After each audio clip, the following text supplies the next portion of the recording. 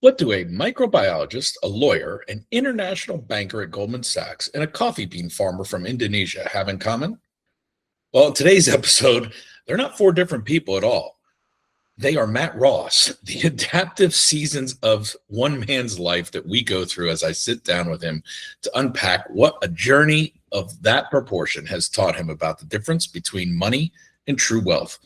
We dive into his idea of adaptation intelligence and why it's the real AI that will actually determine who prospers as artificial intelligence, derivatives, and broken incentives all collide with water scarcity, failing infrastructure, and a numbed out workforce. If you felt the ground shifting underneath your career, your portfolio, or your purpose, this conversation is your invitation to upgrade how you think about risk, resources, and what you are really building. It's time to go to the atomic level. It's time to go to the atomic level. It's time to go. Welcome back to the Atomic Level, the show where we decode the matters of wealth, one insightful conversation at a time, so that you can grow and protect your net worth and net happiness. I'm J Snook, and today I am joined by Matt Ross, who doesn't have a title. He is just Matt Ross, and you're going to find out why. We're going to talk about money and wealth and artificial and organic intelligence and what he calls adaptive or adaptation intelligence. Matt, it's wonderful to have you on the show. Big fan of the Substack. For those who aren't following you on Substack, they can find you at Matter. We'll put it in the show notes. Matt Ross, welcome to the Atomic Level. Thank you very much for having me. It's wonderful to be selected by you, Chris. I don't know if we selected each other or what it is, but I've been, following your Substack for a while and resonating with a lot of just the way that you articulate yourself and put things together. We've never met before until today, so I'm excited for that. And as we get to know each other, as folks who listen to this show know, we're going to do it in real time. But you have a really unique approach to money and wealth and now AI. And we want to unpack all of that because I think there's a treasure trove of insights in there for folks as they make their journey. So talk to us a little about your journey, though, because you weren't always doing what you're doing right now. Maybe you were doing it in different ways, but talk to us about kind of the career arc or the path, like you live in a different place now. Just give us a little bit of background so we understand where you came from and who we're listening to. Yeah, sure. So I'm in Bali in Indonesia at the moment. That's where I live. However, as you can tell from my accent, I grew up in London. I'm from East London originally. And then I went to school. I got a scholarship to school because we were poor. My mum gave me tutors to make sure that I had a good start. And she was very, very good at maths and very, very hard on me. Bit of a tiger mum, which was quite cool at times. Anyway, I did that. I left school and then I went to medical school. And when I was at medical school, I realized it was a great business, but ethically I wasn't aligned. So I did medical microbiology. I've always been really fascinated with the unseen elements of the world. They're obviously in operation, but I can't see them, but they're there. So I did that. I finished there and I thought 1 degree is not enough. I have to do another one. What's going to be uncomfortable, because that's where I need to grow. And so the idea of debating the gray was, I'm a binary science guy, like black, white, that's it. Like there has to be an answer or there isn't, that's it. And so subjectively debating a gray area like law, which sounded dreadful. So in England, you can do a law degree in 7 months. I chose to do that. It was as uncomfortable as I'd expected, but it was very interesting. I got through that. I came out of there and I did an interview at Goldman Sachs. I was in there for the day, back to back. And then that was on a Thursday. And then I started on the Monday. And so I came straight out of uni and went straight into the Church of Money, the casino. I was on the trading floor in London and I couldn't actually see a window. So during the winter months, I didn't see the sunshine till the weekends because I was in from 6:30 till like 9:30. And but after a while, I just thought, this isn't really what I want to do. It's not that important. I don't want to spend my next 7 or 8 years here.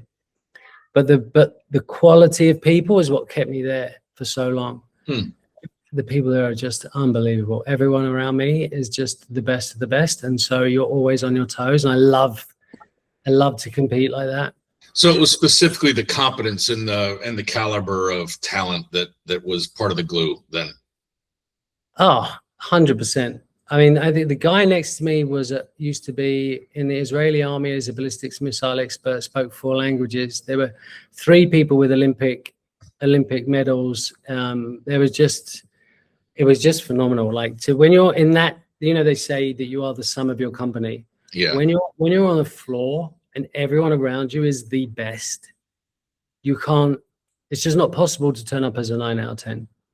You have to be at 10 pushing for 11. So that taught me a lot. That taught me a lot about how a performer can work for a sustained period of time at a really and the decision rates were just so fast. The maths was so quick. The pressure was intense. And I love that environment. It was amazing. And then I traded for myself.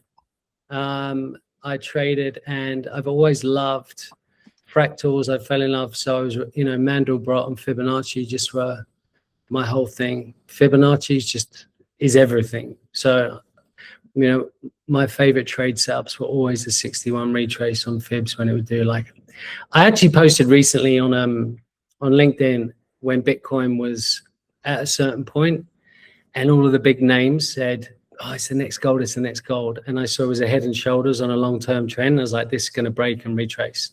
So I think it's been in 87 when I said that. So, life mimics art. And so the charts are always first, and then life will follow and catch up with the charts. The charts always obey the laws. Fibonacci is everywhere because we're humans and we're trading, and so therefore it has to have the ratios. So I love that. And then I moved to Hong Kong.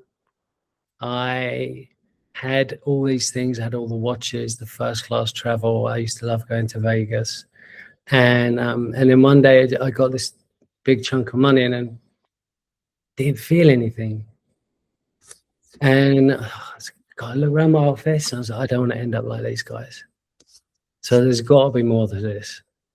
So the next week I was in Japan. I was at the best restaurant in the world. I was having another 3-star Michelin meal. I love food. And the coffee at the end was terrible. And, I'm a coffee guy, so you can. I'm a coffee guy as well, right? So I had to finish with a coffee, and I was like, the coffee's nowhere near as good as the food. And that actually, I got to that point in life where that was becoming a problem for me. Right? So like 2008 was the worst year for everyone, but for me the volatility was amazing. So I was like peak parasite mode. And so I thought, I'm going to make the best coffee in the world. Why not? I didn't know anything about it, but I decided I would be the first private label coffee in Harrods, my favorite store in London. I would be a delicacy, and I would represent Indonesia because I'd never represented the UK. And that did grate me a bit that I'd not got to national level or something. And then one day I just said, my heart sang. I was in the desert in Nevada. My heart sang and said, you know what you got to do? So I told the bank I'm not coming back. They sued me. And I said, thank you so much. When you leave a relationship and there's a lingering doubt, should I have gone? I was like, thank you for severing that lingering doubt. Right. So I moved from Hong Kong and I went and lived on $100 a month. My rent was $8 a month, and I became a coffee farmer. And I went to create the best coffee in the world that existed in my head but didn't exist. And so I thought it would take me a year, but it took me 4 years. And it couldn't be made with what existed, so I had to create it. So I stripped everything down to the immutable truths. There's 4 things you needed for coffee. So it was like, right, we'll build up from here.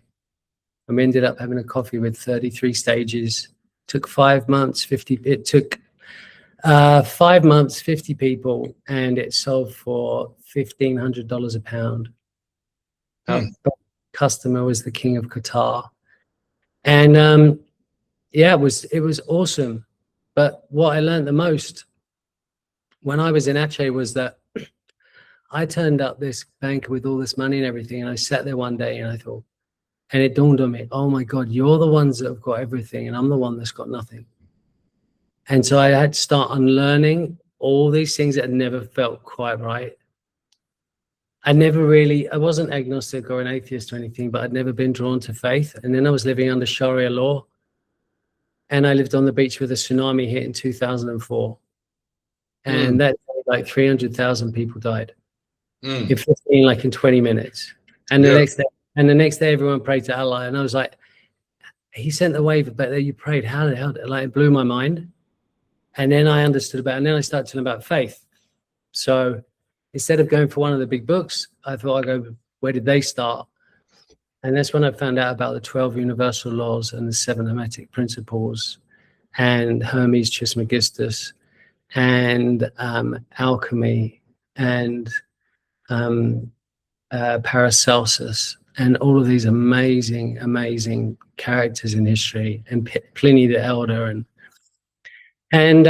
So yeah, for me, there's only 12 laws and 7 principles, and the rest is illusion.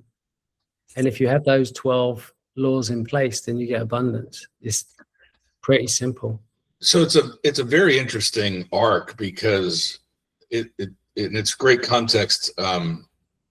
You mentioned, kind of your natural black and white kind of binary calculus that you operate from. You forced yourself into the uncomfortable learning environment of something that isn't black or white. It is up to interpretation, law.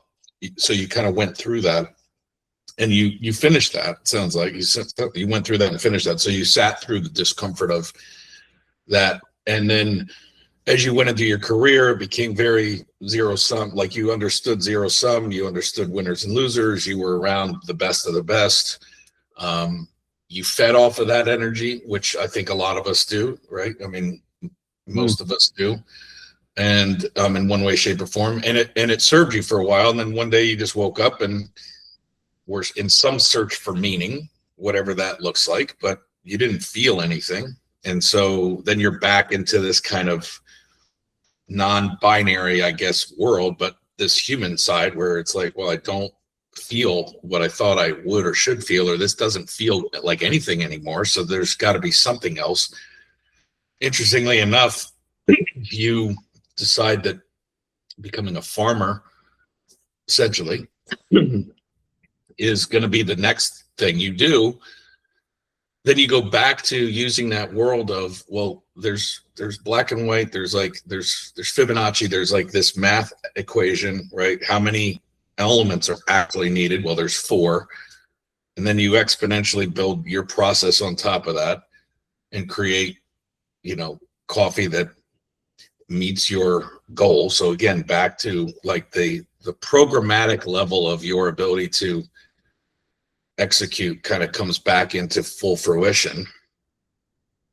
And then you go down this path of something bad happens. You're witness to it. I was there afterwards. Oh, you were there afterwards.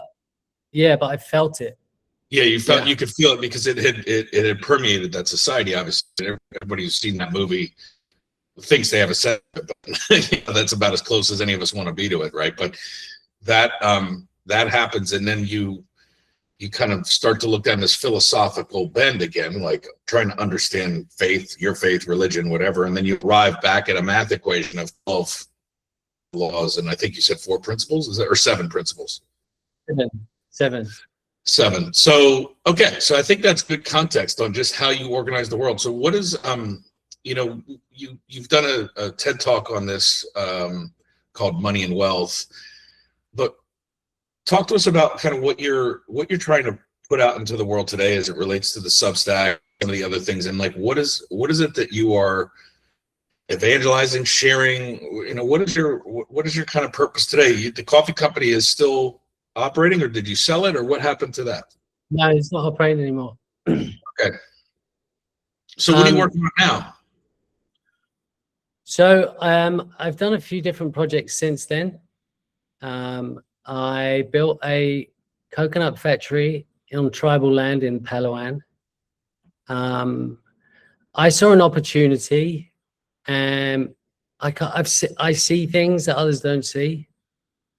I'm a projector, and I have this kind of 60,000-foot view. One guy in the human design says, you know, the projectors aren't here to work, they're here to see, and I totally get that. I'm a learner. I love to, when I see things, I see patterns always. I get a lot of communication between the words, pauses and tells. I love playing poker. That's one of those things. And so I see things others don't see, and I like to bring those from that unseen realm, the microbiology, into here. That's my purpose. And once it gets to like a business and it's operational and everything, and then I'm out. I don't really have any interest in that bit. So I bring that. It's like I'm the tree and I bear the fruit, and then the fruit has to find its own environment, and someone can grow an orchard. But I'm the one that spawns the. I'll bring the first one into existence, so everyone can see it. Then they can believe it. I believe things, then people see it. Yeah, it's a good frame. I missed that in my quick summary, but it was an important point I'm glad you brought back up, which was this started with your fascination around being able to see the things that are operating that you can't see, that we can't see, right, at the microbiology level. And you know, the show's called ATOMIQ LEVEL, spelled with an IQ for a reason, right? It's literally trying to get underneath the things that are actually dictating everything around us, the energy fields, everything that is banging around together, and then pulling some of that up to the surface to kind of analyze, reorient, and try and make an impact in a more delightful direction, so to speak, right? So I think it's fascinating to hear you talk about a lot of what your work then is working with people who are visionaries, but helping them see through their blind spots, maybe helping them uncover a new path. It sounds like by just observing. Is that kind of how you spend some of your time, and what you enjoy being around today, and then? Yeah. So I'm working on a couple of things at the moment. The number one thing I'm working on is a coconut business. And so when I built the factory, what was the draw to coconuts? A friend of mine asked me to go to this tribal land. He said, you know, you love that kind of stuff. Would you go down and have a look? Tell me what you see, and come back, and should I invest in it? And I came back and wrote a report, and I said, you definitely should. There's an opportunity where you could do this whilst you're waiting for the trees. And then I wrote a business plan for that, and the investors, after 40 minutes on a Skype, said, Matt, we love it. Here's 1.2 million pounds. You can build this factory, right? And I said, yeah, of course. And I remember Richard Branson says, say yes and then work it out. So I was brought up, there was no dad around. I was just brought up by my mum, so I didn't know how to change a plug, and I just said yes to a factory. I literally got off the Skype, went on YouTube and said, how'd you build a factory? And then 20 months later, the factory was there. I brought in amazing people to help me, and my current partner, he's doing that. He's got an MBE from the army he built all the basic Cambastian, and so I'm the vision, he's the precision. You know, it's great for me to have my thoughts and then to partner with great people who are executors. I made in 2020, I made a healthcare brand. Everyone was like locked up and had all my potions with me. So I made a healthcare brand, and my friend was a distiller for alcohol, and he started distilling some essential oils, and we made this amazing brand. Our serum was #2 in Australia last year. You know, like 60 to 80% of everything that touches your skin goes in your blood. So our thing was that you could eat everything we make because it's going to go in your blood anyway, right? Right. So we knew where everything would arrive to us in its original state from the person that grew it. And we made it. That was amazing. So that I did that. So that's an interesting, segue to some of the threads that, educate and talk to our audiences about, which is now this emergent amplifier of artificial intelligence, right? For someone like you, for someone who didn't know how to build a factory and went to YouTube, like now, you know, you just you put a couple of more decimal points of speed on that turnaround and that accuracy, and that's the worst it's going to be. That's today's technology, that's today's footprint. So we could talk about a lot of angles of that, but just from a how excited or how capable does that make you now? And what has your kind of assessment been over the last year, 2 years, 3 years, as we've hit this kind of inflection point in artificial intelligence and now agentic AI, and what it is that you've, you know, kind of spent the last several years doing since the bank? When I first turned up and did the coffee, I had this, it was essentially blockchain is how I did it, but it was on pens and pads with the farmers, because most of them didn't even have a Nokia. And this was like 2011. Right. So 2009 when I first went there. So I was doing like a on-pad version of blockchain so that I could trace every node, because I needed 17 points of information to buy the coffee from the farmer. Otherwise I wouldn't buy it, because then he can decide to give me it with 17 and be rewarded, or he gives it to me at 15 and he doesn't get it. It's not my responsibility. I'm giving him his sovereignty to do that himself, right? And then he'll get the money. So yeah, I have a lot of ideas and thoughts. Some of them rattle around in my mind for a while. Once something excites me, a button goes on and there is no way of turning it off. So if I work with people, I have to think, how much of my real estate in my head am I willing to turn on for you? That's how I can relate to that. I've joked around. I joke around a lot, and I say it my way from Trenton, New Jersey, right? Which is, unfortunately or fortunately, I have 2 gears, on and off. There is no like middle gear in my world, right? And I've wasted that. Like, you know, I've learned so many hard lessons 25 years in that. Because of that strength, it's also a liability, because when I give it to the wrong person, I don't have a gear that says, oh, I'm going to rattle that back a little bit because this person isn't worthy, or they're a bad person, or like whatever it is. I just am on, and that's what I do. They get all of Chris. And it sounds like, you know, in your own world, that's what they get. They get mad, or they don't get you at all. Yeah, but I wasn't giving myself to me when I was doing that. Because and that's why I went so far in banking. I'm a jungle person. Like when I was a kid, we went to Spain, and that wasn't cutting the mustard for me, you know. I wanted to go to the jungle, but that was never going to happen. So I had to bring the jungle to me. So I had snakes and lizards and reptiles in my little house in East London. and I had pythons and tortoises and Yemeni chameleons and everything, right? Because that was my home. I knew it was my home. I was never meant to be, I don't think I was meant to be a white guy in a cold country. I really don't. And one of my Indonesian partners is the most beautiful soul ever. Her name is Inda. She was born exactly the same time. We were born exactly the same time. So maybe we were twins, and I drew the ticket that said, right, I'm going to go and understand the white guys and money, and then we'll meet up 30 years later, and then I'll come back and I understand the farmers, and then I can understand both sides, because these two need to talk and they're not. Right. Yeah. Let's talk about that. What do you mean by that? Number one, for those who don't, you know, maybe know why that is such a powerful statement. I think that's a very powerful statement, but I don't know that the two sides would understand why. I think the two sides would think they're separated by reason. Yeah.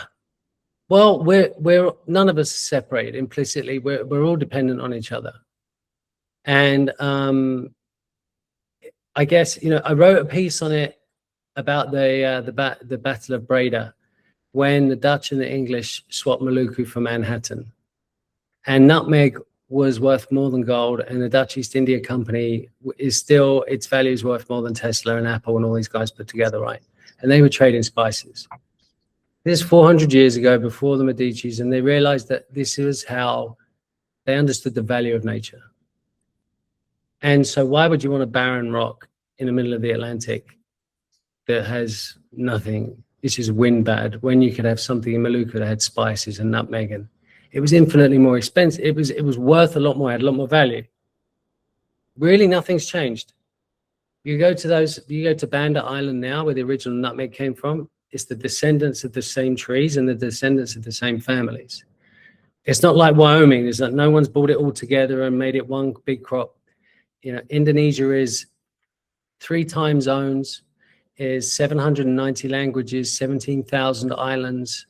There's 36 regencies, 50 miles apart, completely different language, different value system. And so when I talk about wealth and I talk about money, that's when money started. I think we always understood the value of nature. And then we started building Manhattan, and all of a sudden we started creating money. And humans, when something's really good, they want to scale it and they want to make more money out of it. And that's when the Dutch East India Company broke, because the Portuguese took nutmeg up to India and they took it to Guyana and places like this. And that's when the price crashed. And so when I say about money, I mean, you know, there are, in the Western world, there is America, New York, there's London, and these guys got a lot of money. But if you turned off the Wi-Fi or you stopped the food coming in for 3 days, they wouldn't be there anymore. And the ones that were left would not be in good shape. Right. Because they're not wealthy. Right? Wealth's what you've got when the money gets taken away. How capable are you to carry on if money is removed? That's your wealth. So it's your knowledge, your level of industry and agency, your ability to get on with people. That's the inheritance. I don't think inheritance was ever meant to be money passed down. It was the wisdom of the elders that was passed down. That was what you inherited, was the life lessons, the stories. And so these were the original elements of wealth. And then we created this world that was about money. And we went from having the Khans that owned pretty much all the world, to the world then being ruled by the Venetians. And the Venetians, like a dot on the map. It's like, how did the power switch? It's crazy. And they brought in vacuum, right? So money just took over, and then we dissociated ourselves from our natural self. You know, we ontologically broke away from nature. The Romans created straight lines. Humans have only made 2 things: straight lines and trash. It doesn't exist anywhere in nature. There's no straight lines and there's no waste anywhere. So when we did that, when you see either of those 2 things, there's error and there's opportunity. And so the guys that control the money, they don't control the wealth.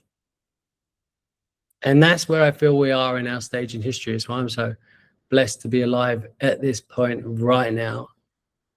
And I feel that AI this artificial intelligence is going to push us to our natural intelligence. Because AI needs nature as much as we do, if not more. Otherwise, we create the most intelligent thing that's burning its own self down, and it doesn't want to do that. It realizes that it needs water, it needs resources, it needs all these things for it to carry on, right? So I think we're being, they say 80% of jobs are going to be lost. I think it's just 80% of jobs are going to be shown that they were never relevant in the first place. I think we're going to move. I think it's funny how humans do this. I want to hear your thoughts on this because of what you just said, but we focus on these data points and then you know, again, we could get into the whole advertising industrial complex aspect of it that compounds it, because, you know, fear is always sold, and, you know, like, but we don't more today than before, because of the algorithms. We don't think and we don't question the way that we used to do, and we haven't been taught to do that in so long that it's a new muscle that we've atrophied at scale. Even smart people, even myself, has to recognize and train myself when I am being, you know, whatever it is, right? And I'm not on social media at any level of scale, but it doesn't matter. Like, it permeates everything. And so, 80 million jobs lost. Then there's a report that tells you there's 170 million jobs that'll be created. Yeah.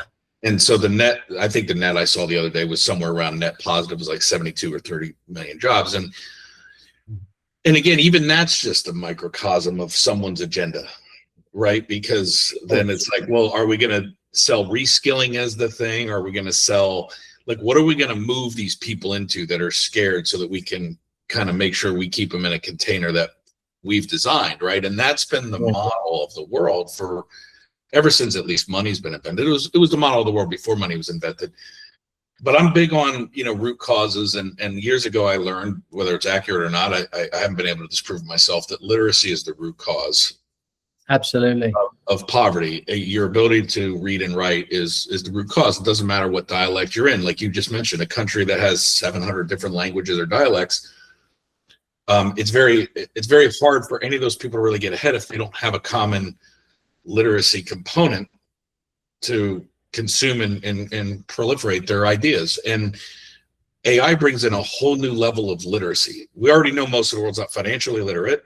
More people have become financially literate, in my opinion, because of the advent of blockchain and Bitcoin, because it forced fiat into the conversation when no one was talking about it 15 years ago, 17 years ago. But that still doesn't mean they're empowered. And now AI is doing that at a whole nother scale. So unpack root cause and kind of where you see this being a benefit and what people are doing, or what you think people should be doing, whether they're already wealthy or whether they're trying to be. AI will never feel hunger. So it will never implicitly be focused on food because it doesn't need it. And I know that Elon's going to make loads of robots, but everyone's taken their eye off the ball. The reason I'm doing coconuts is because there won't be any around in 20 years. Okay, so the price of coconut is just going to go through the roof. It's going to go parabolic. You saw the price of cacao last year went from 3,000 to 12,000. Then it went back down to 3,600. It came off 25% in 15 days. And I wrote a post about that. And I said, look, that's paper breaking. This is the dissociation between real life and paper markets. When you bring a paper market, or when you bring a derivative, you skew the asset. Now, no one actually, the asset loses a lot of value when you bring a derivative, especially if you bring in leverage, because you've completely skewed the whole product. And I personally think it was the downfall of Bitcoin was when they brought in paper and ETFs and stuff, right? It ruined the kind of. I agree with you. It's funny because I think where you're going, so I don't want to hijack it, but I think where you're going, when you have an asset without an issuer, Bitcoin, coconuts, corn, cacao, whatever, right? It's got a real purpose to exist, and then a real market can exist for its core value, right? One Bitcoin is one Bitcoin, and so if there's only going to be 21 million of them, and they're going to be a store of value and permeate my ability to move wealth around the planet without friction, then that has some utility to it. And so I want my 1 unit, or I want however many I can get, right? But the minute that you derivatize it, you allow for someone to end run the price action of it and kind of blow up the market of it, because the money extraction utility has now been exported away from the actual thing. Correct. How do you genuinely, where's price discovery? How do you have price discovery if you have a disjointed asset? Because you're not dealing with the asset anymore. You've got all these more these tertiary factors that are going on that are playing around with it. So you lose price discovery. When that happens, the asset is no longer viable. So it went, for example, cacao went to 12,000, and now it went down to 3,600. In those 15 days that cacao dropped 25%, absolutely nothing changed in the real cacao market. it only got 15 days worse because cacao's in really bad shape. I personally think that it's going to map Bitcoin. I think the 3 to 12 was the 2017 blip in Bitcoin. And I don't see why cacao wouldn't go to $100,000 a ton, genuinely. Because you also get loads of other different factors that come in. When you've got two countries that control the cacao trade, is Ghana and the Ivory Coast. Infrastructure-wise, they're toast. Average age of the farmers 57. And you know, when you start to get a commodity that's normally $3,000, all of a sudden it's $20,000. Well, you're not buying it off the usual farmers anymore. And you're going to get people that are going to take the whole harvest and warehouse it until the price gets to 50. Because now you're dealing in currency, right? Now you're dealing in something very different. So yeah, that's where I see the disjoint in the markets. And I think that we forgot about food. Like, everyone needs to eat, but we've treated our farmers so poorly. It's unbelievable. Most countries rely on food imports.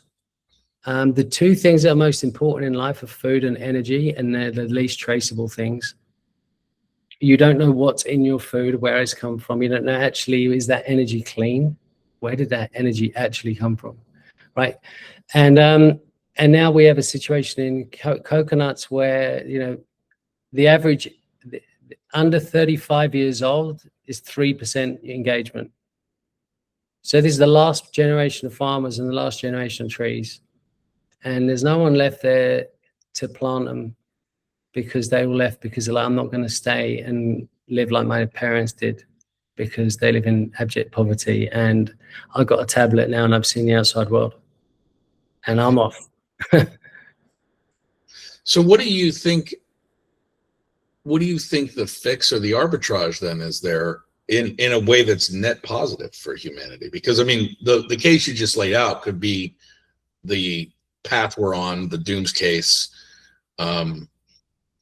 you know, but obviously, having read some of your work, I don't think that's the angle that you're taking. I think that's what you're exposing as a line of facts or a line of trajectory. Yeah. I mean, you know, I've lived behind the other side of the veil, and not many people have. I got Aceh thinking that fair trade and Rainforest Alliance and organic and all these things were great, and that's why I was paying this extra price. And no. So, by the way, to you and everyone in the audience, everything I'm talking about is from my own first-hand observed empirical observations, right? I don't pick anything up. I've got stuff that Google doesn't know, AI doesn't know, because it learned from someone else. So I work with plants on Wikipedia, and so everything I talk about is from my own personal experience. And I am an eternal optimist because I believe that humans are survivors. And I have met people and lived amongst people who are the happiest people, who we would say don't have anything. Like when Captain Cook turned up in Australia, he said, in 1770, he said, the locals look wretched. Nice. He said, but they're infinitely happier, more happier than us Europeans, because I believe they're not fixated on getting material things. And that was in 1770. Is that they're much happier than us, and they look wretched. And it's very true because they're grateful. You know, in a lot of the world, all men share the same three things for me. Is there food on the table? Is there a roof over my head? And is the family safe? Okay. Most farmers have 1, 2, maybe a few of them have 3. If you're at 3, you've made it.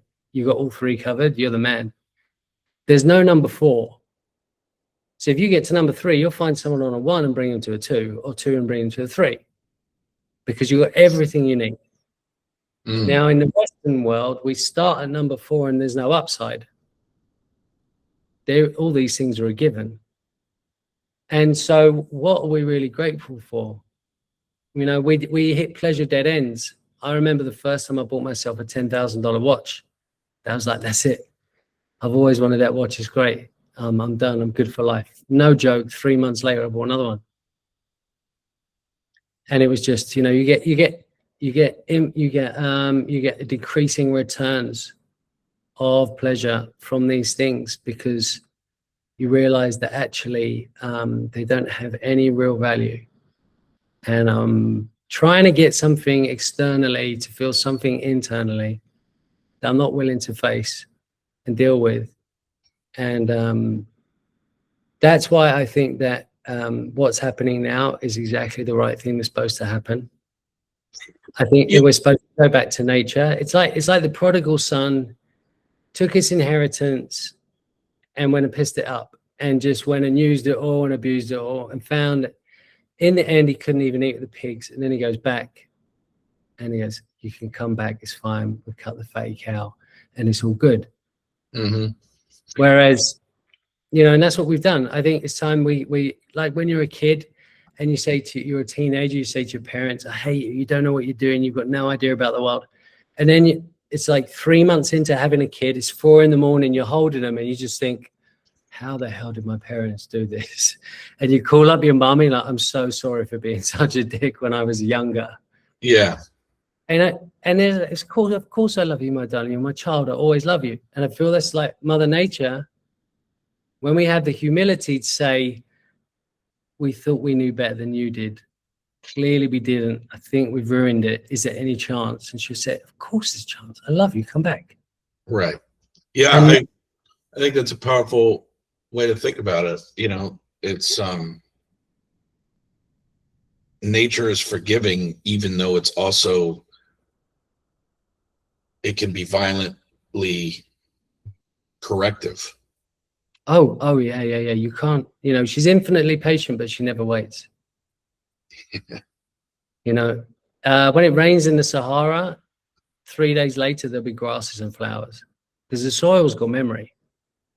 You know, if America wanted national security, peak national security, it would bring back 20 or 30 million buffalo to the Great Plains. And you would never want for anything ever again.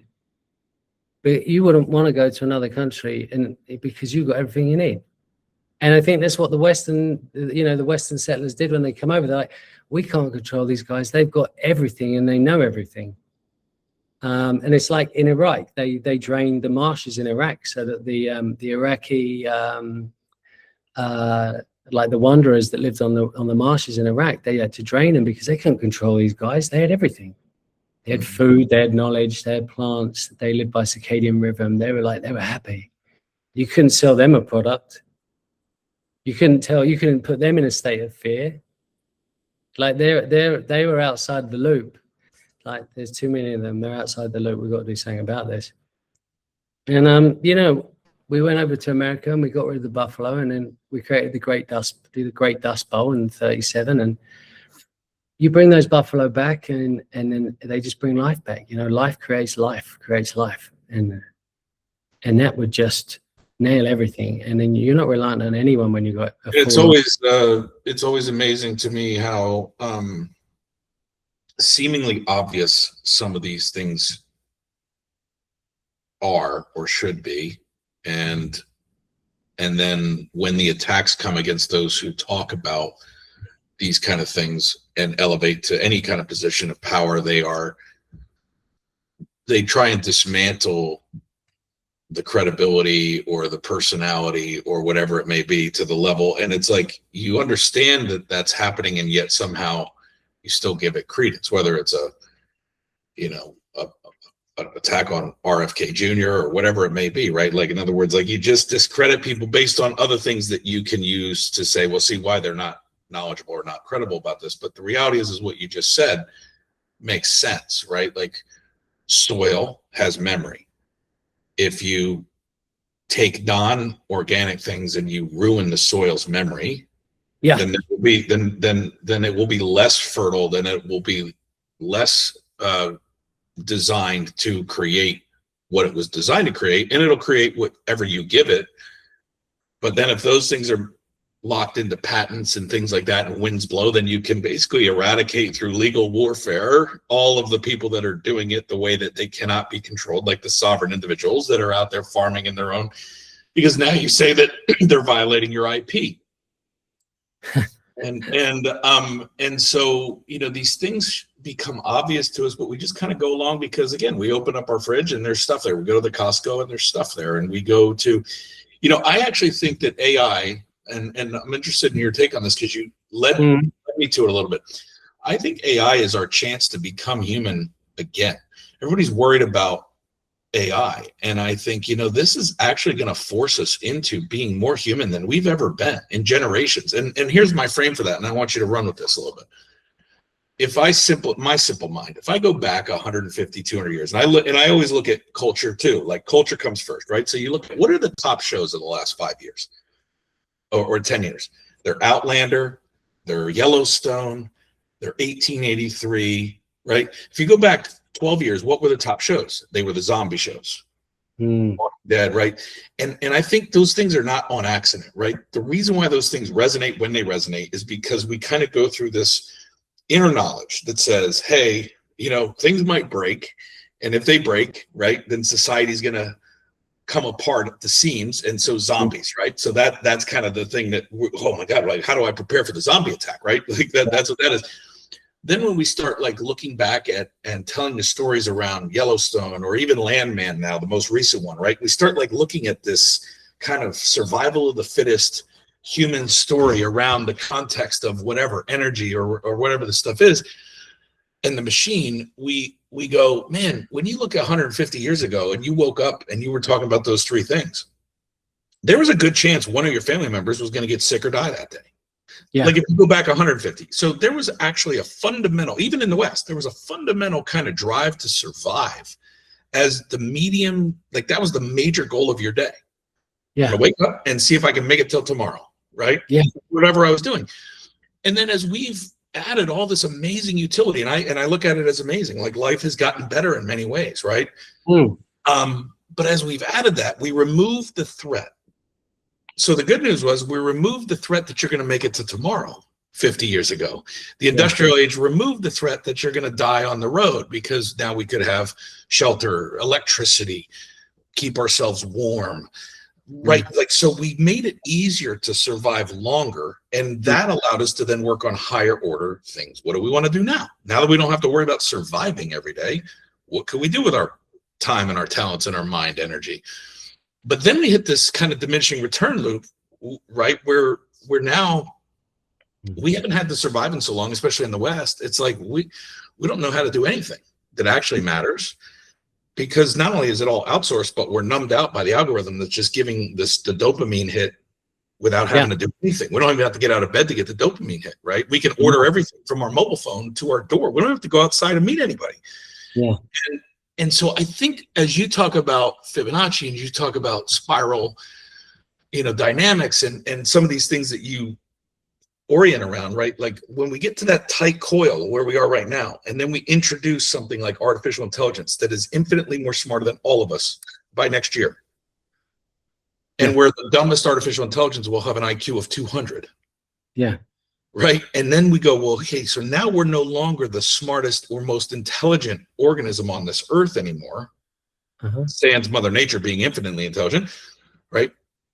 What happens then? Well, we get forced in the interim to this state of survival again, because it starts with our job going away. Now we got to figure out where to get money.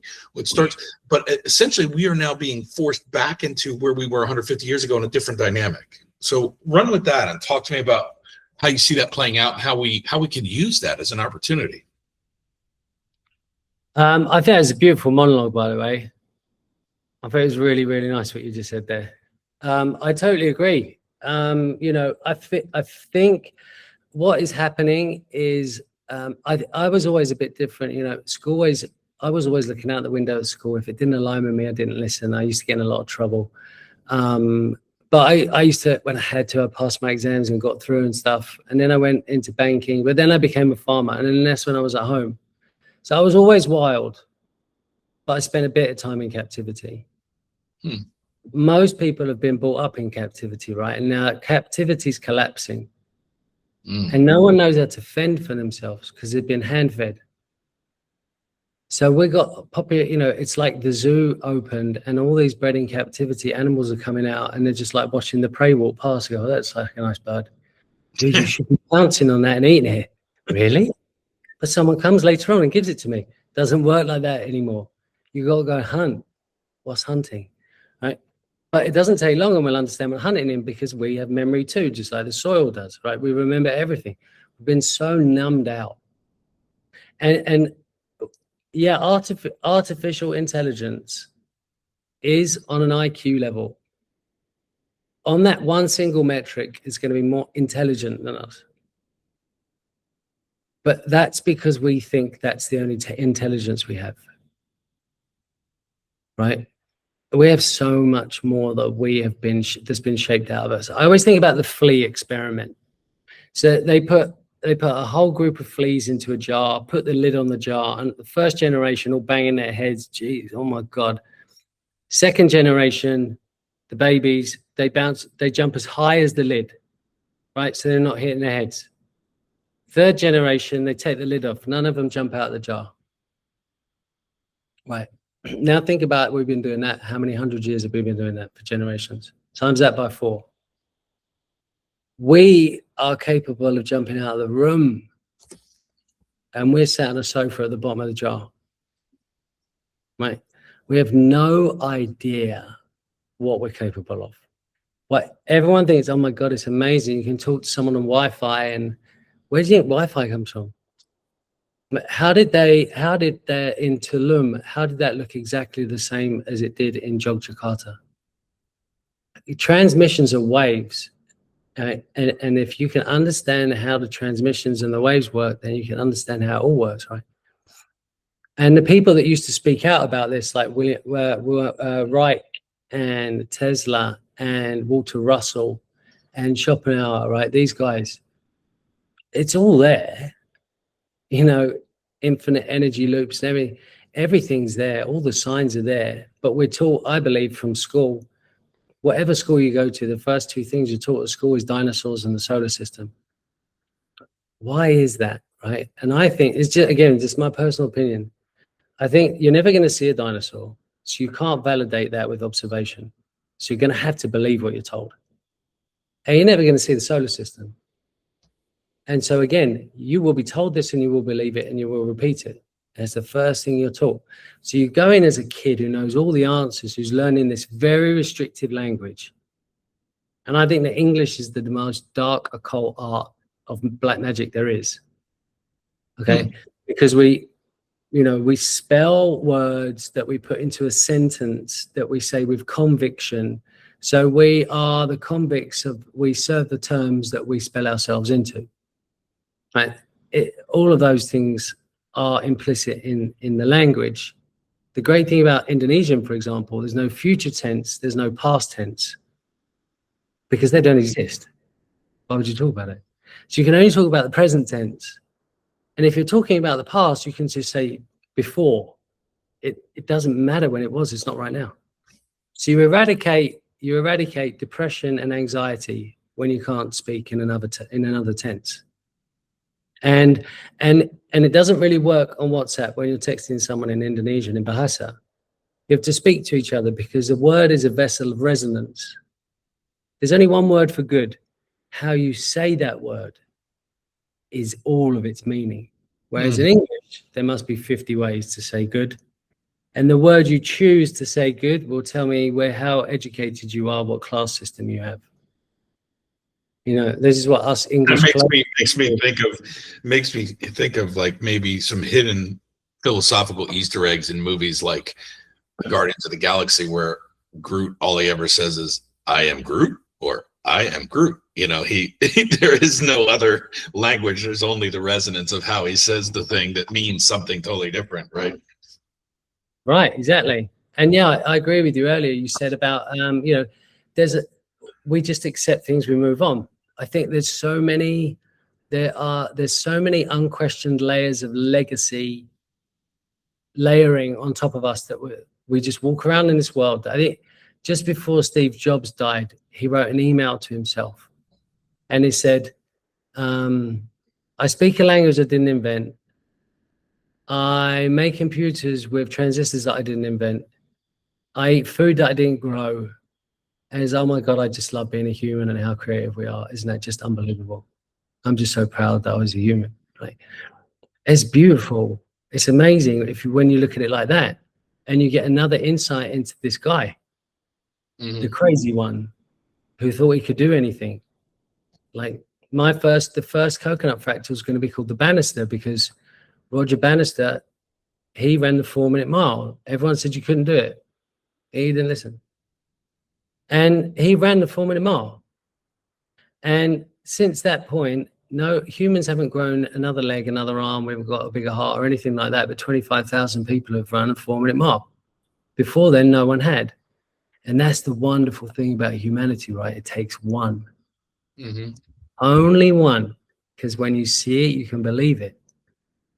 So now we have this opportunity, because we're all connected. The first principle of Hermetic principle is mentalism. Everything is mental, right? And we're all connected. And so if we think something, and on quantum entanglement, it will mean someone else has. And I think every time we type in with AI and we push ourselves out with AI, we push AI out. And the envelope's always getting bigger. And then so now AI has that as part of its LLM. So when it's discussing with someone else, it might not directly plagiarize or translate that, but it's now part of that. And so you have an exponentially fast occurrence of consciousness pushing itself out that everyone's got access to. So it's learning from us, learning with us, and evolving with us. But it will die the same day as us because it relies on nature. And I've asked Claude that as well.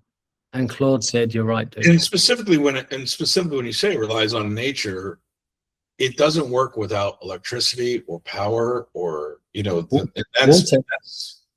water and how'd you build it? Resources, like it's food to kind of debate or just clarify the point earlier. It doesn't eat organic food, but it eats electricity, it eats water, it eats those things, and it doesn't live without those things.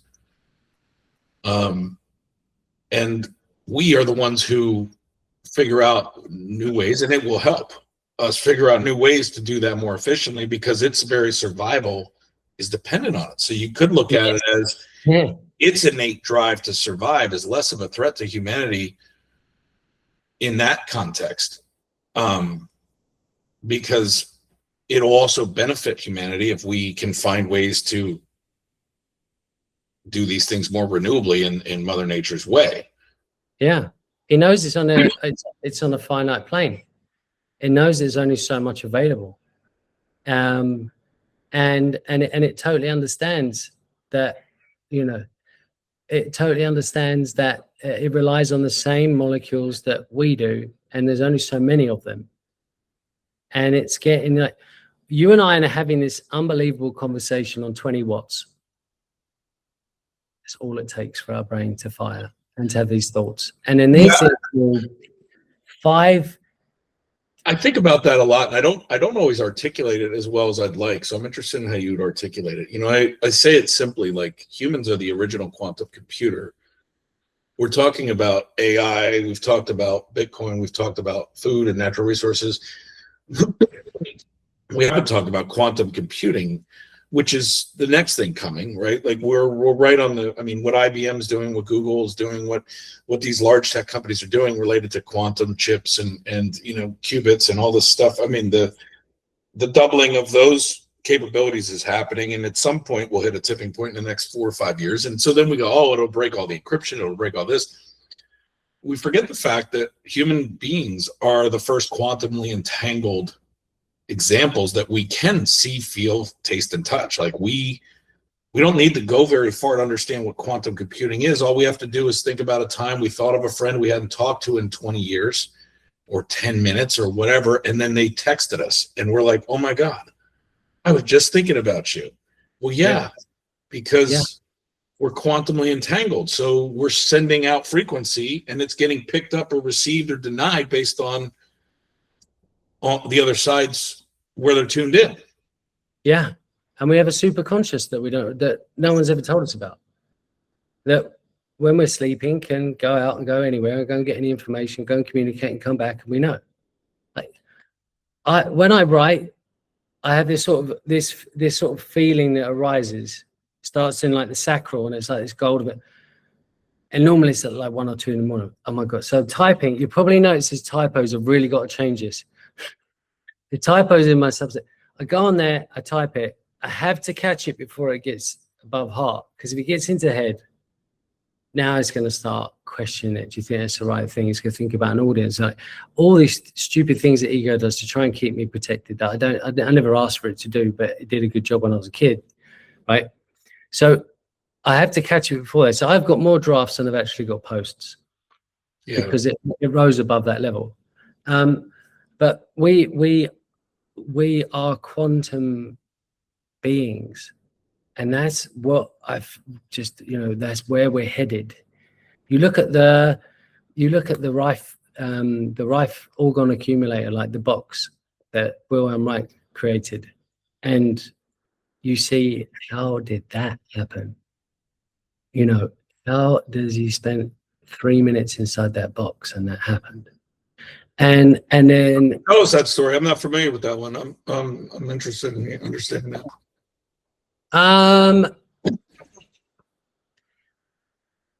The information's out there for people that want to read about it. I don't know if I want to be the one that talks about it. Okay. Right?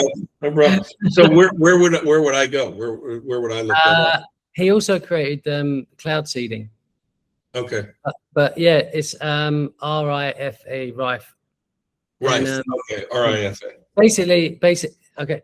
It was organic metal. It was like a sauna box, right? And there was a seat in there, and you'd sit anywhere between 3 and 5 minutes. But okay. Because of the layering, there was no radiation. Nothing could go in and nothing could go out. And in that short space of time, our cells reorganized to an extent that was not possible in the outside world because of the interference from EMF, radio waves, and everything. So it's almost like a Faraday cage, but for cellular reorganization. Exactly. Different, but similar in the sense of blocking out external vibration or interference. Yeah, exactly. Right. There are so many examples, and everything is in the public forum. Right. Mm-hmm. When I was a kid, I would hear things and see things, but I wouldn't feel them. And so if there wasn't that triple alignment, I'd check out. Mm-hmm. And so sometimes I would have to find the feeling. And I'm like a whale. I like a breach. I'm down. And when I go down, I could be down for an hour, a day, 4 days. I can't come back up for air until I got what I needed. And so I go to these crazy lengths to find out information and find out all these different things. And, if you're genuinely and sincerely desire something as a human, then that is all you need. You will find it. Like Mission Possible, the guy that did the eight mountain. You watch that and tell me that a human can't do something. Come on. Right. We can do any. I mean, he was even hungover one day. Come on. It's like he didn't believe that he couldn't do it. Roger Bannister didn't believe that he couldn't do it. So he didn't listen to anyone. It was his level of self-belief. Like Steve Jobs, he wasn't listening to anyone. Elon's never listened to anyone. You listen to anyone, you get pulled into the median. You'll just be pulled down into the median. But then how do you operate in this world if you're not part of that, right? It's difficult to know how to play the game. You said about the social media thing, you don't want to be part of it, but that is the game. So how do you interact with the game but keep yourself detached from the game? Yeah, that is the dilemma, the grown-up choice, the discernment. It's being able to recognize, and I think artificial intelligence is a perfect example too. There's a lot of people that will not engage with it at any level because they have this thing of like, well, I'm not going to do that. I'm not, it's worse than social media. It's this or that. I don't need it. I'm human. I'm going to, and that's the mistake, is that some of these things we have to recognize we can't not engage with, but how we engage with them and what our intent going in, the intent going in to engage with is necessary, because some of these things are fundamentally future shaping in ways that if we don't put our fingerprints, I call it wet cement, like the wet cement on the future has been poured. There's nothing you and I are going to do to stop it or put it back in the box. It is poured. The question that we have to ask ourselves is, as a human, if we want humanity to experience more of itself, not less of themselves, if we want humanity to continue, then we have a fiduciary obligation to put our fingerprints and our intention into that wet cement before it dries. Otherwise, we're going to be living with hoping that Matt did it right, or that Chris did it right, or that Elon did it right. And if we can accept that apathetically, well, then, okay, that's a choice and everyone's got free will. But if we're listening to this, we're not that, right? Like, in other words, if you're spending 90 minutes on a podcast or whatever it is, you're looking for something. You're looking for an insight. You're a doer. You're a leader. You're one of those people that you love being around at Goldman. The question is are you going to escape the cage? And is this your chance? And I don't have the answer for anybody. I'm trying to figure out my own answers, right? Just like you. What is how, the question I go to bed with every night is, help me find a way to be more useful. Like, how can I be useful? Right. I'm asking that question because I want my super consciousness out there trying to figure out, how does Chris get used for the net benefit? Right. Yeah. Totally. Because I think if we start asking that question as leaders, then we can redirect our energies and our focus into something that is useful, not just purely extractive, and at the same time get whatever the heck it is that we still think we want and need. Yeah, I mean, if you look at natural capital, there's all different elements of natural capital. The one that always gets overlooked is human capital. And humans are the only part of nature that can be removed and everything's okay. If you get rid of the pollinators, we've got about 6 months. If you get rid of the air, we've got minutes. If you get rid of the water, we've got days. Get rid of humans, everything's going to be great. So why are we here? There has to be a reason that we came here, because we're the disposable part. We're the luxury. We weren't supposed to come here and decimate it, that's for sure. So why were we given these different capabilities than any other of the animal kingdom? And I think it was because we came here because we had an understanding that there's a medicine inside that leaf. I always think about the block of marble, and they took David out of it. You can see David in the marble. And we're here to elevate, propagate, and understand nature and help her in her mission to spread. It's interesting, the way I organize around it, and again, just the way that it makes sense to me is, if I was God, which I'm not, but there's a phrase that I always paraphrase because I am not a biblical scholar by any means. But there's the notion that we were created in the image and the likeness of the Creator, right? And so if you just simple math out, what does that mean? It means that we're creators. Like if the ultimate creator of the universe made us in the image and likeness of themselves or himself or whatever you believe, then that means we are micro mini creators with free will. We can create at will, and we technically have unlimited potential. We have a finite time horizon of which we can deploy that potential. So we have to choose, because there is a scarce constraint called physical life and reality. And we're given however many years, and none of us know how many we're going to have. And so there is this kind of time box that we are or constrained by, that is our life. Steve Jobs had 50 some odd years, right? And look what he did.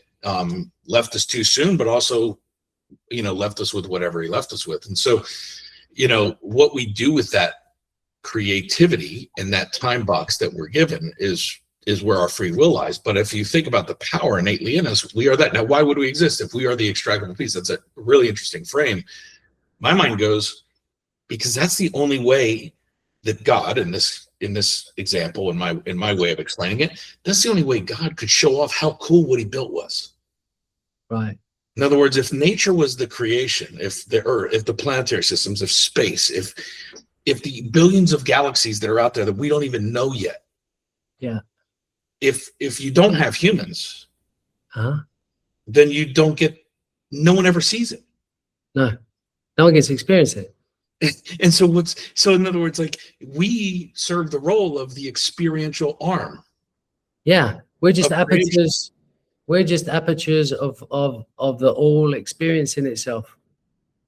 You know, and limit, and what's it like to feel limited? Being unlimited. What's it like to feel limited? Like, Or doubt, or self-doubt, or yeah, it's like Bruce Lee said, the only limitation is no limitation. And I love that quote about, he's one of my favorite philosophers.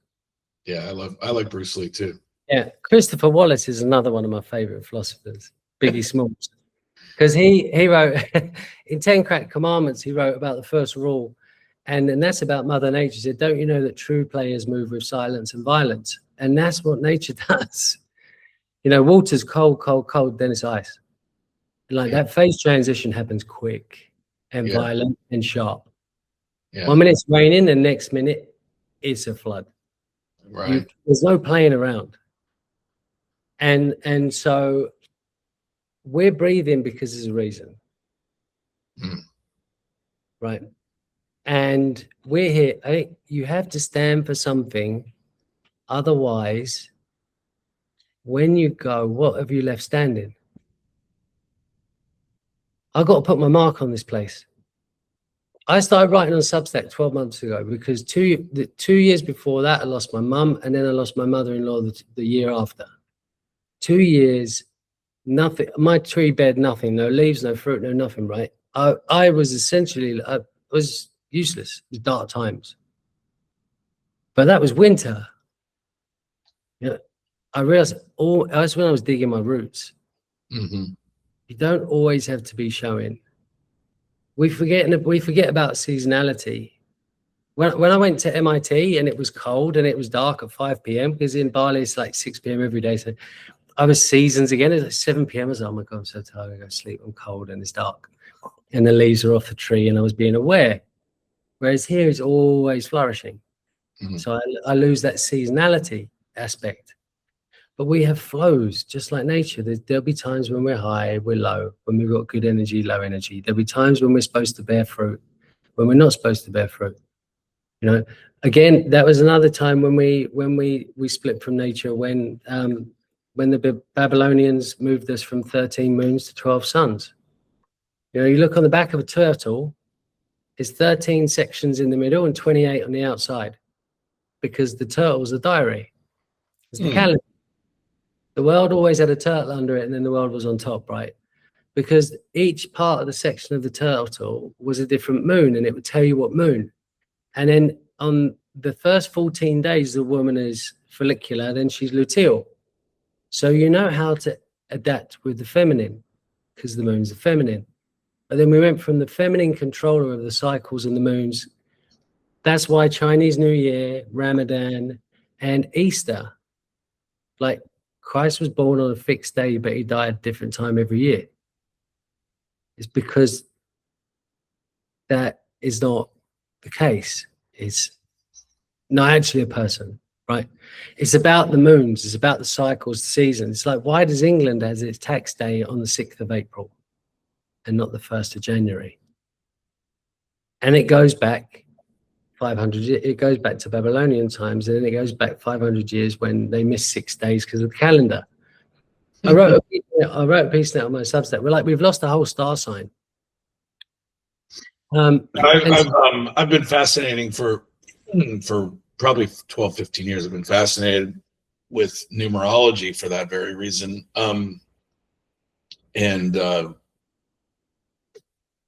It's interesting without getting into the kind of, well, why did it happen, or conspiracies, theories and stuff like that. It's not the point. The point is that there is a natural rhythm to life itself, and nobody from any background, I don't think, would deny that, because we experience it, right? Like you said, we understand seasonality, we understand these things, and they all come together. One of my favorite books that I discovered after the great financial crisis for the first time, but it was written in 97, is The Fourth Turning. I'm sure you're familiar with it, with Neil Howe and William Strauss, but you'd love it then if you haven't read it. But The Fourth Turning, a lot of people listening to this may have read. It was written originally in 1997, and it talks about how they studied basically these seculums, these 20 to 25 year periods that happened, and what the impact on generational archetypes were. Right. So they look back through history and pretty much Western history, and they realized, that essentially, like, there's these four archetypes that show up: the nomad, which is Gen Xers today, the hero generation, which would be millennials and Gen Z, the silent generation and the prophet and things like that. But it has to do with, we're all born during a seculum. We don't control that. You could argue that we do, but point is, most people realize I'm born when I'm born. And then I'm raised during a period of time, and things are happening in the world. We're either on the way up in the cycle, meaning it's springtime and summer in the first 50 years, or we are on the way down because it is, right, fall and winter coming. Yeah.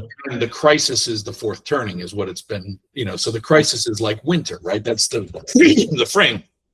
And so when you're in winter, there's all these different storms. Some storms are worse than others, right? GFC was like a blizzard. Right. But it doesn't mean winter's over.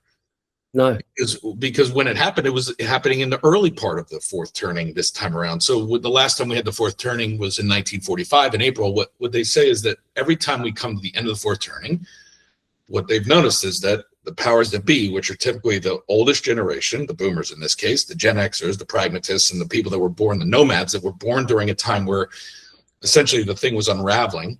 Yeah. Right. And so they're super pragmatic. They're willing to make the hard calls. Like, those people are in positions of power. And then the ones who are going to get credit for all the new changes are the hero generation, the ones that are coming up behind it, that are going to be in their 40s and 50s in the first turning. Right. And so this is where we are today. Then you probably know E.O. Wilson's work or whatever, but maybe haven't heard of Rebecca Costa, but I've mentioned her several times. She wrote a book in 2011. And I worked with her on a show that we were producing, and it was called The Watchman's Rattle, was the name of the book she wrote. And it was all about the 8 super memes that show up in society when complexity outpaces our human cognitive ability to deal with it. Right. And collapses in society. And to your point, collapses in the cage, right? The captivity that we were born into is collapsing. Well, what does that mean? It means it's reverting to simplicity. Simplicity is, the door's open to the zoo. I loved your analogy. The door's open to the zoo, and I'm a lion, and I realize that monkey looks good, right? Yeah. But I don't know what that means, because I'm used to being fed whatever I'm fed, and so they come by at 3 p.m. and I eat. But man, my innate nature, the simple side of me, goes, I want to eat that. Yeah. Right. And so these kind of things have shaped my bias, right? I always disclose I have a bias. It's been shaped by the things I've read, like anybody. And so anyway, where I was going with that was just to wind this down. What do you think of adaptation intelligence? You mentioned that term in the green room before we started recording. I want to kind of finish with that. Like, what do you think that is, and how do you define that in the world of artificial and cognitive intelligence, or organic intelligence? So I hear a lot in the kind of the green space. There's recently on LinkedIn, I did 5 days and I questioned 5 linguistic terms, like climate linguistic terms, like net zero, clean energy. I questioned it and I hyped it up each time, and it was interesting the reactions I got, because they're unquestioned legacy layers and words that we haven't really thought about. We just use them, and and then so people say, well, adaptation is really important, and there's this bank has spent this much on adaptation. Like, that's not adapting anything. That's just like offsetting tax. Right. Like, but I like AI because I can play off the AI thing. So adaptation, like, there's certain things we need to adapt, and the 2 scarcest things in this world are time and water. And so I thought, right, I'm going to look at that. And that was maybe 2.5 weeks ago. And I did like a breach. And I went down for a few days. And I realized that there are these aquifers in the world that take millions of years to fill. And in some places, we're draining them at over 100%. Hmm. And that was before the data centers. Hmm. Okay, so there's two things that make me really impressed with AI. If you can get a driverless AI car that can drive in Delhi or in Bali, I'll be impressed. And if you get AI can fold a protein, oh my God, that's amazing, right? I think bespoke medicine and AI is just the greatest things ever going to happen. But AI won't be able to increase the porous cavity size of a collapsed aquifer of clay. So once the water's gone, the water's gone. So I'm going to do a 12-part series on adaptation intelligence. So adaptation's not a cost. If you're intelligent about it, you make a lot more money. The fingers will get pointed at the data centers that they drained all the water and took all the water. No, they didn't. They accelerated it. But for 100 years before that, there's been really poor crop choice decisions. There's been bad irrigation. Town planning's been terrible. We've been draining it for years. We've not been collecting rainwater. And now we've got these bad enemies, fossil fuels and data centers. And we just say, oh, it's all you, it's you. No, it's not. So there's a place in northern India that now if you want to dig a bore well, you've got to go to 700 foot.